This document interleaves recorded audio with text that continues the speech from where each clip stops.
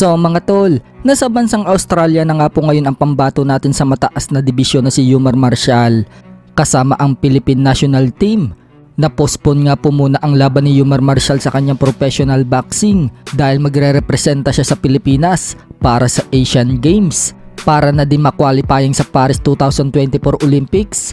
Nananawagan nga po si Marshall mga tol sa mga Pilipino na samahan daw siya at patuloy pa din daw na suportahan siya sa kanyang mga laban. Kung matatandaan mga tol, gusto nga din po sumali ni Manny Pacquiao sa Paris 2024 Olympics para makasungkit ng gold medal. Kung sakaling makalusot nga po si Manny Pacquiao at makasali sa 2024 Paris Olympics, makakasama niya itong si Yumar Marshall bilang katim niya. Sa kabilang banda naman mga tol, binigyan nga po ng special belt ng WBC ang trainer ni Naoya Inoue at ama niyang si Shingo Inoue. Ipinagmalaki nga po yan ni Inoue mga tol nang i-post niya sa kanyang Twitter.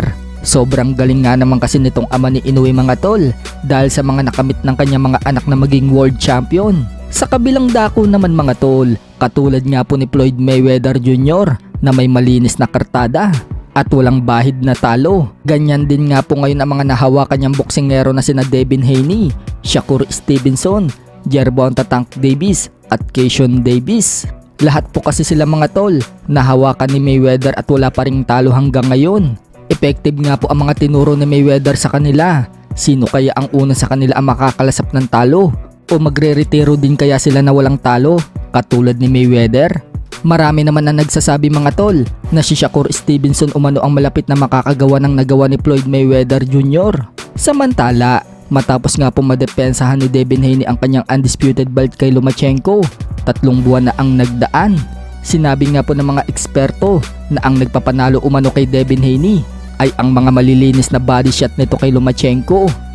Umagri naman po si Devin Haney mga tol na body shot nga ang nagpapanalo sa kanya. Bukod dyan, paliwanag ni Devin Haney mga tol pagkatapos umano ng laban nila ni Lomachenko na hospital daw itong si Loma. Sa ibang balita naman mga tol, mukhang nagbago nga po ang isip ni Mexican former 2 Division World Champion Luis Nery.